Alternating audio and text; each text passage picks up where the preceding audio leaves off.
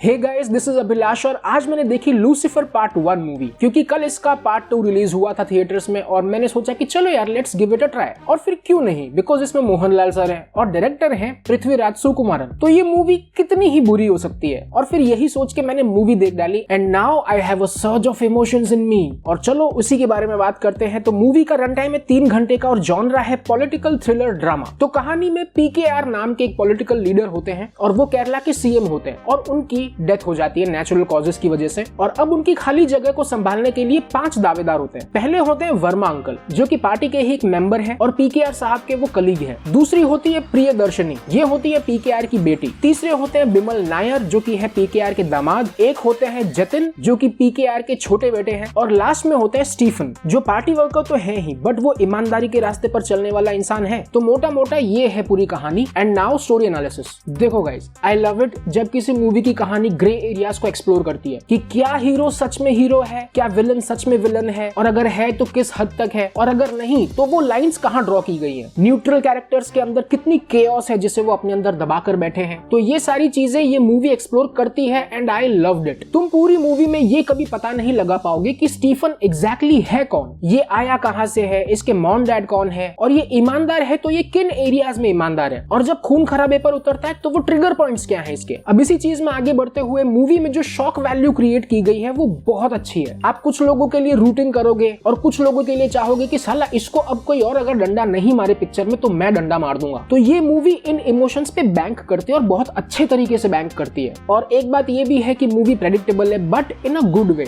जैसे कई पॉइंट्स पे आपको लगेगा कि यार हो सकता है ये आदमी उससे मिला हुआ हो या फिर वो वाला आदमी इससे मिला हुआ हो, और फिर जब आप आगे मूवी देखते हो तो आपको एग्जैक्टली वैसा ही मिलता है जैसा कि आपने सोचा है। बट जब ऐसा होगा तब आपको डिसअपॉइंटमेंट नहीं होगी, आपको फील होगा कि okay great, now I am more interested कि आगे और क्या सरप्राइजेस है मेरे लिए। So the movie is predictable but in a good way. Well, screen play में आई थिंक की मूवी थोड़ी 15-20 मिनट छोटी की जा सकती थी, क्योंकि 2 घंटे 55 मिनट एक्चुअली लंबे लगे मुझे। बट वो भी स्टार्ट का जो आधा घंटा है उसी में मूवी अपना पूरा टाइम लेती है कि सारे कैरेक्टर इंट्रोडक्शंस हो और सबको एस्टैब्लिश किया जाए। उसके बाद अगर फाइट सीक्वेंसेस की बात करें तो देखो वो एक फैन सर्विस थी, तो उसके लिए मैं ज्यादा कुछ नहीं कहूंगा, बस इतना ही कहूंगा कि यार बढ़िया था, एटलीस्ट क्रिंज नहीं था। और मैं एक चीज और कहना चाहूंगा कि Malayalam cinema always nails it when it comes to hero entry with emotions. I mean देखो, एक तो होता है कि आपने तोड़-फोड़ तरीके से हीरो की एंट्री करवा दी, बैकग्राउंड साउंड आपने कर दिया फुल 500 पे, आधे लोग कान बंद करके बैठे हैं, आधे लोगों का सर दर्द के मारे फटा जा रहा है। तो वैसा काम नहीं है मलयालम सिनेमा में। हीरो एंट्री को सटल दिखाने में और तरीके से शूट करने में जो महारत हासिल की है मलयालम सिनेमा ने, भाई साहब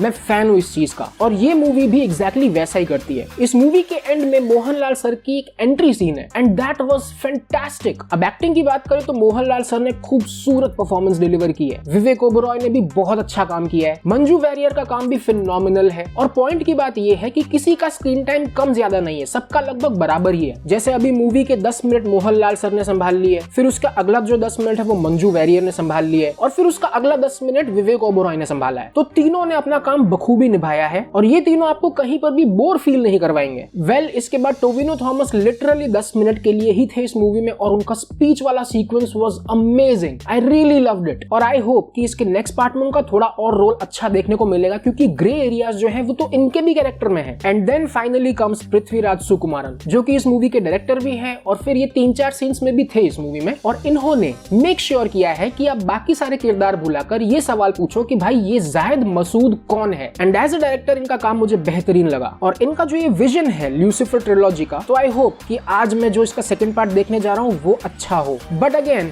इतिहास गवाह है कि सेकंड पार्ट हमेशा एक लेटडाउन की तरह काम करता है, तो वो एक और भी डर है मेरे अंदर कहीं ना कहीं। बट एनीवे, ये मूवी आपको मिलेगी Amazon प्राइम पर और जरूर चेकआउट करना इस मूवी को। It's a must watch movie. और कहने को ये मास मसाला मूवी है बट इसमें आपको लॉजिकल कहानी, अच्छे वाले फाइट सीन्स और एंगेजिंग वाली कैरेक्टर स्टडी मिलेगी, जो कि मास मसाला मूवीज में आजकल नहीं होती है नॉर्मली। आई मीन अगर कोई मूवी मास मसाला जॉनरा में एक अच्छा स्टैंडर्ड सेट कर पाए तो वो ये मूवी होगी। कंटेंट वार्निंग में इस मूवी में कोई सेक्स सीन, न्यूड सीन्स और गालियां नहीं है। और ये है मेरी साइड से इस मूवी की rating and that's the video guys. Video helpful लगा हो तो लाइक, शेयर और सब्सक्राइब करते हुए जाओ। मैं मिलता हूं आपसे नेक्स्ट वीडियो में, तब तक ध्यान रखो अपना।